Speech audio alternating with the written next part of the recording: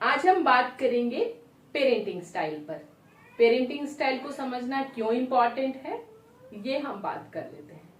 Parenting style को समझना इसलिए इम्पोर्टेंट है ताकि जब आप बच्चों की पेरेंटिंग करते हैं तो वहां से आपको एक क्लैरिटी आ जाता है कि क्या हम अपनी पेरेंटिंग बच्चों को दे रहे हैं वो सही है या नहीं।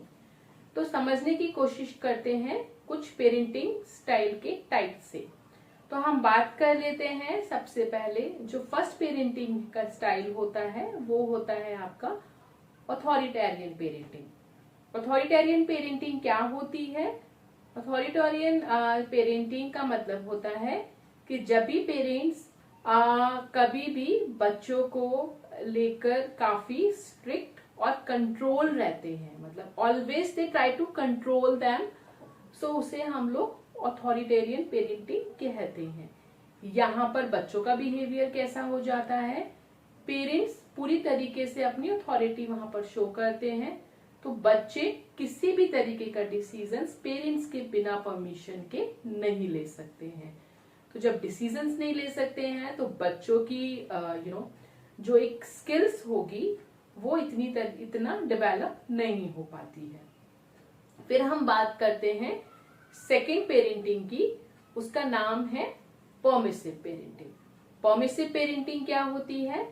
परमिसिव पेरेंटिंग यहाँ पर जितने भी पेरेंट्स होते हैं वो बच्चों को पूरी तरीके से फ्रीडम दे देते हैं। कंप्लीट फ्रीडम देने के साथ साथ वो उन्हें डिसिप्लिन रहना नहीं सिखा पाते हैं। 100% पूरी तरीके से जब उनको फ्लेक्सिबिलिटी मिल जाती है तो वो अपने डिसीजन अपनी तरीके से लेते हैं। आपको तो पता ही होगा, जब भी हम पेरेंटिंग की बात करते हैं तो बच्चों को एक एज तक, मतलब मैं सिर्फ यही नहीं बोलूंगी कि छोटे और बड़े एज की बात में, बच्चों को नहीं पता होता कि क्या डिसीजन और कब कैसे लेना होता है। तो यहाँ पर जब हम परमिसिव पेरेंटिंग की बात करते हैं तो parents they give them full liberty, जहां पर बच्चे सेल्फ डिसिप्लिन और एक रिस्पेक्ट की पोजीशन पर नहीं आ पाते हैं। फिर हम बात करते हैं थर्ड पेरेंटिंग की। This is authoritative parenting. Authoritative parenting क्या होता है? इट्स अ पेरेंटिंग स्टाइल जिसमें जो पेरेंट्स होते हैं वो बच्चों को फ्लेक्सिबल होना भी सिखाते हैं और साथ में डिसिप्लिन रहना भी सिखाते हैं। उनको पता होती है कि एक बॉर्डर लाइन कैसे सेट करनी है। यहाँ पर पेरेंट्स उनको फ्लेक्सिबिलिटी भी देते हैं और साथ में उनको एक डिसिप्लिन लाइफ भी देते हैं। तो बच्चा क्या करता है यहाँ? सेल्फ अवेयरनेस, सेल्फ कंट्रोलिंग, और साथ ही में वो ये सीखने की कोशिश करता है कि मुझे जो डिसीजंस लेने होंगे वो हर टाइम हर समय में मैं अपने ही डिसीजंस नहीं ले सकता। somehow like in decision making skills I have to involve my parents also. So this is called authoritative parenting. Now the fourth parenting style की हम बात करते हैं, that is uninvolved parenting. uninvolved parenting क्या होती है? uninvolved parenting नाम से ही आप आइडेंटिफाई कर सकते हैं। It means here parents are not giving, but parents बिल्कुल भी टाइम नहीं दे पाते हैं अपने बच्चों को, और साथ में ही टाइम ना देने के साथ साथ वो उनकी डेली एक्टिविटीज को भी उनसे डिस्कस नहीं करते हैं कि क्या हुआ, आपका पूरा दिन कैसा रहा था। आप तो उनके पास में टाइम ही नहीं होता कि वो बच्चों के साथ में शेयर करें और साथ में उनके साथ में इन्वॉल्व हो।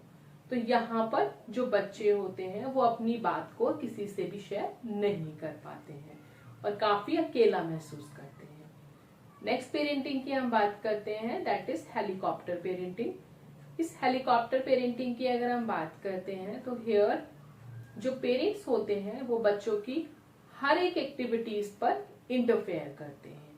जैसे अगर बच्चा खाना खा रहा है तो खाना आप बहुत सही से खाओ, नहीं तो टेबल खराब हो जाएगी।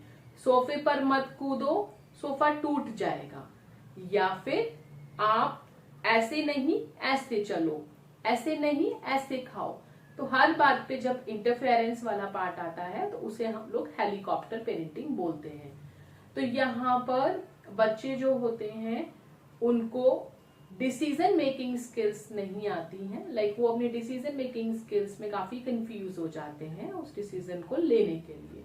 तो दिस इज हेलीकॉप्टर पेरेंटिंग। तो माइट बी छोटी सी वीडियो के साथ में एक आपको क्लैरिटी आया होगा कि पेरेंटिंग स्टाइल को भी समझना जरूरी है पेरेंटिंग देते वक्त। तो जब आप खुद को इम्प्रूव करेंगे, खुद को अपडेट करेंगे, तभी आप बच्चों को बेटर परवरिश, बेटर पेरेंटिंग दे सकते हैं। जुड़े रहिएगा हमारी वीडियोस के साथ में।